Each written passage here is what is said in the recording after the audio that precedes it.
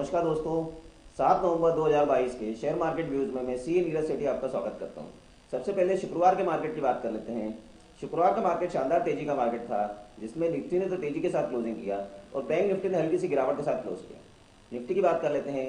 Nifty की शुरुआत flat थी, लेकिन दिन भर इसमें तेजी आती गई और उसने 18,135 का ही लगाया और उसने 18,117 के लेवल पर तेजी के साथ ही क्लोज किया। बैंक निफ्टी की बात कर लेते हैं।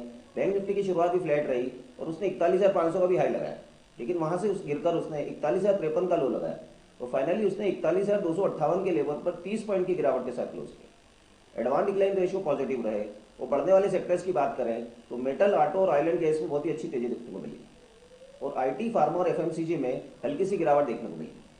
शुक्रवार के मार्केट के हम की टेक अवे लेना चाहें तो निफ्टी ने 18,100 के लेवल पर क्लोज किया और बैंक निफ्टी ने भी 41,200 के लेवल पर क्लोज किया। तो निफ्टी का 18,000 का लेवल और 41,000 का लेवल बड़ा क्रूशियल है। मार्केट में फर्दर तेजी के लिए इनको सर्वाइव करना बहुत ही जरूरी है। अब आज के मार्केट की बात कर लेते हैं। आज का मार्केट चूंकि ग्लोबल मार्केट से क्लोज मिक्स्ड है, तो हम हल्की सी तेजी के साथ खुल सकते हैं। ये तेजी 25 से 50 पॉइंट की हो सकती है। निफ्टी के इंपॉर्टेंट लेवल्स की बात कर लेते हैं। निफ्टी का इंपॉर्टेंट सपोर्ट लेवल 18,000 रहेगा और इंपॉर्टेंट रेजिस्टेंस लेवल 18,400 रहेगा। बैंक निफ्टी की बात कर लेते हैं। बैंक निफ्टी का इंपॉर्टेंट सपोर्ट लेवल 40,800 रहेगा और इंपॉर्टेंट रेजिस्टेंस लेवल 41,800 रहेगा। अब आज की स्ट्रेटेजी की बात कर लेते हैं। आज की स्ट्रेटेजी में चूंकि मार्केट मोमेंटम में है, तो हम इस मोमेंटम को प्ले करेंगे।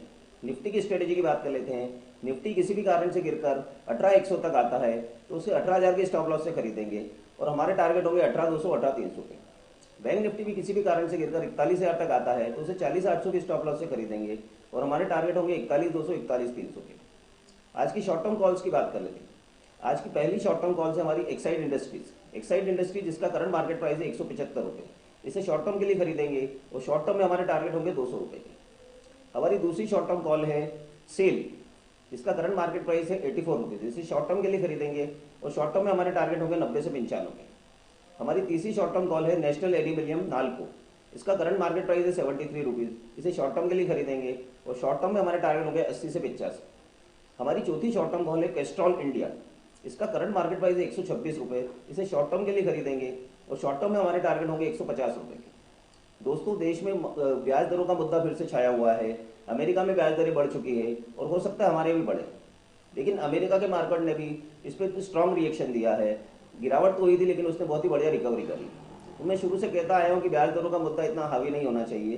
धीरे धीरे इसको मार्केट को इसकी आदत पड़ जाती है, तो हमारे यहाँ भी ब्याज दरें बढ़ेगी, इसको भी हम डाइजेस्ट कर लेंगे क्योंकि हमारा दिवाली का सीजन बहुत ही अच्छा गया है। ऑटो सेक्टर में बहुत ही अच्छी तेजी देखने को मिली है और रियल एस्टेट में भी बहुत अच्छी तेजी रही। तो हम इस बड़ी ब्याज दरों को एडजस्ट कर चुके हैं और फर्दर यहाँ से तेजी देखने को मिलेगी।